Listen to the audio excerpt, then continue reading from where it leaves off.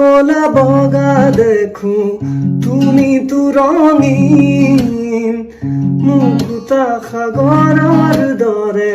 দুচকু নীলিম চকু হাল মেলি যদি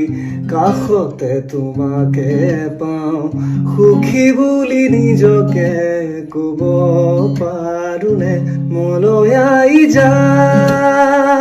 কি মাৰি কানে কানে মোৰ গুণগুণালে মিঠা সুৰ গুণগুণালে মিঠা